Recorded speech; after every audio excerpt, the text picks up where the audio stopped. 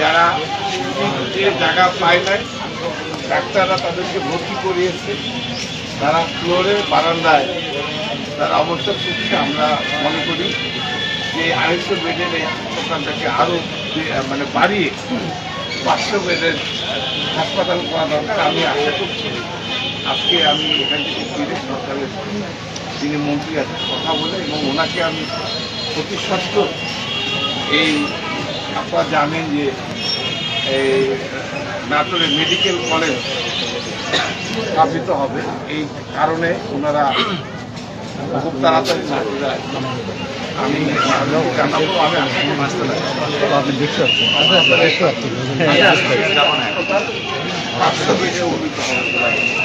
মাননীয় হুইপ, কিছু রুগীর অভিযোগ আছে ডাক্তাররা সকালে এসে কিছু সময় থাকার পরই চলে যায়, এই ব্যাপারটা অনেক রুগীর মধ্যে অভিযোগ আছে, এই ব্যাপারটা আপনি কি বলবেন? আমি সমস্ত রুগীর সঙ্গে নিজে কথা বলেছি, কোনো রুগী অভিযোগ করে না। আমি আসলে সত্যি রুগীদের কাছ থেকে জানতে এসেছিলাম যে তাদের চিকিৎসা সঠিকভাবে তারা প্রত্যেকটা রুগী বলেছে আমাদের চিকিৎসা সঠিকভাবে হচ্ছে এবং সব কিছুই তারা ঠিকভাবে পাচ্ছে।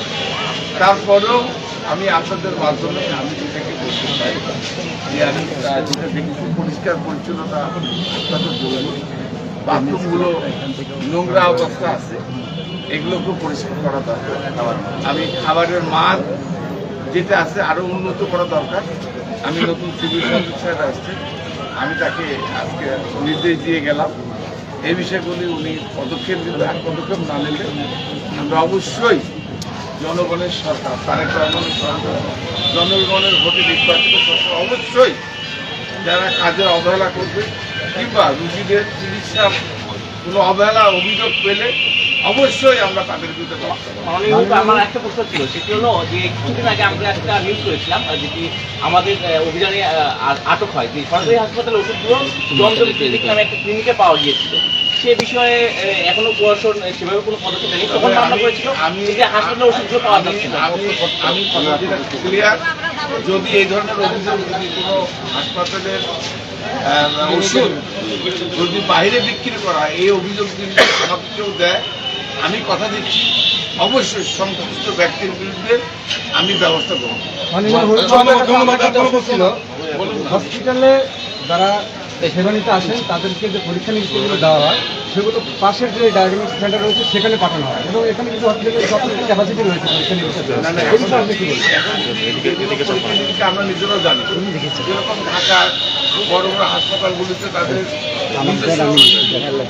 নিয়োগকৃত ক্লিনিক হাসপাতালে তারা, আমি পরিষ্কার ভাষা আমি বলতে চাই, যদি এখানে যে সমস্ত চিকিৎসার জন্য যে সমস্ত পরীক্ষা নিরীক্ষার জন্য যেগুলো মেশিনারি দরকার, আমি আজকে এখানে দায়িত্ব নিয়েছি, এই মেশিনারিগুলো আমরা অবশ্যই নিয়ে আসবো। আমরা চাচ্ছি এখানে আইসিইউ সিসিওর সাপোর্ট নাই।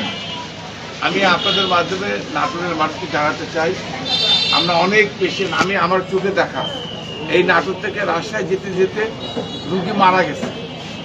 এই রুগীকে যেন আর মৃত্যুবরণ করতে না হয়, আমরা অলরেডি সিভিল সার্ভিসকে আমরা নির্দেশ দিয়েছি, মন্ত্রীর সঙ্গে কথা বলেছি, সচিবের সঙ্গে কথা বলেছি, এবং আমরা ইমিডিয়েট এখানে আইসিইউ খোলার জন্য যে সমস্ত দরকার প্রয়োজনীয় ব্যবস্থা, ডাক্তার, মানে ইনস্ট্রুমেন্ট এবং রুম এবং যে সমস্ত প্রয়োজনীয় পদক্ষেপ নিতে বলেছি, এবং আমরা আশা করতেছি আগামী কয়েকদিনের মধ্যেই এখানে আইসিইউ সিসিও খোলার ব্যবস্থা।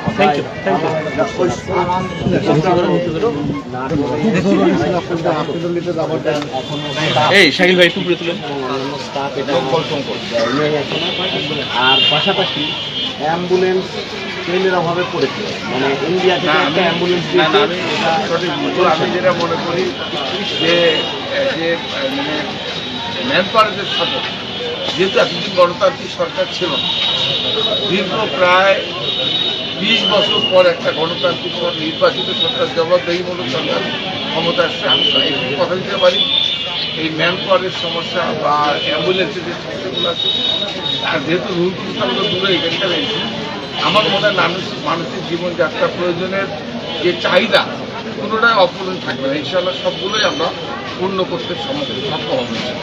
টাকার একটা জেনারেটর আছে, এটা চলা এবং এটা চালু করার জন্য আমি আমার সাংবাদিককে অনুরোধ করবো, আপনারা আমাকে পরামর্শ দেবেন এবং এই পরামর্শ অনুযায়ী আপনি পদক্ষেপ নেবেন।